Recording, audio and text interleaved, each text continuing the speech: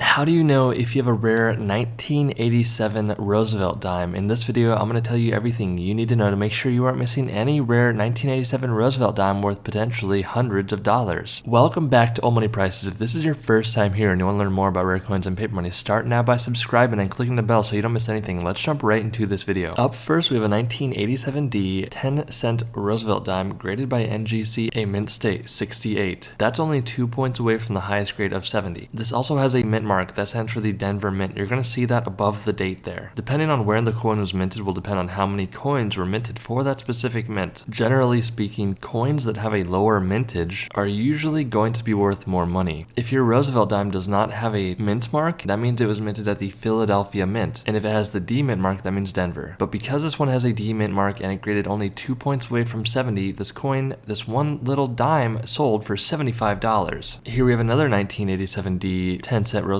dime. This one graded by PCGS, a mint state 67 with the full bands on the back. As you can see on the label there, it says MS67FB. That FB means full bands, and when we flip the coin over, you can see in the center of the coin with that torch, you will see those horizontal bands. Those bands are typically hard for the mint to produce, and also they're the highest point on the coin, so they generally get worn down the quickest, and collectors look after these full bands when they go to collect these coins. So imagine finding this coin and it looks really nicely. It may be worth sending off to get graded because you could turn your 10-cent dime into $381 just like this person did. Same thing going on here. So this is actually the same coin sold at a different time, and the mintage for 1987D coin is over 653 million, but there's not that many that graded this highly. And this is also a great example of market conditions. It really does matter when you sell your coins. If it's a hot market, sort of like we're in right now, it may be worth selling your coins off. But for example, during 07-08, when the housing market was going down, coins also started to go down in value. But right now, collectibles are really hot and they're selling for a lot of money. But this same coin sold for $402. Here's a 1987P 10-cent Roosevelt dime graded by PCGS, a mint state 67 with the full bands on the back. Now on most coins, Philadelphia is not going to have a mint mark. But if you see the P mint mark on your coin, that means it was struck at the Philadelphia Mint. Philadelphia generally mints more coins than any other mint most of the time. But again, because this 10-cent coin has the full bands on the back and it graded so highly, this coin sold for $720. Alright, here's a 1987S 10-cent Roosevelt dime graded by PCGS, a Proof 70 Deep Cameo. So the S mint mark stands for the San Francisco Mint where this coin was minted, and this graded at the perfect grade of 70. Also, this graded as a proof coin. You can tell a coin is proof by the backdrop of the coin. It will look like a mirror. So if your coin looks just like this from 1987, there's not many scratches on it, it may be worth getting off to get graded because this coin sold for $1,020. Hit that subscribe button, it really does help out with the YouTube algorithm. Stay tuned for more and I'll see you in the next video.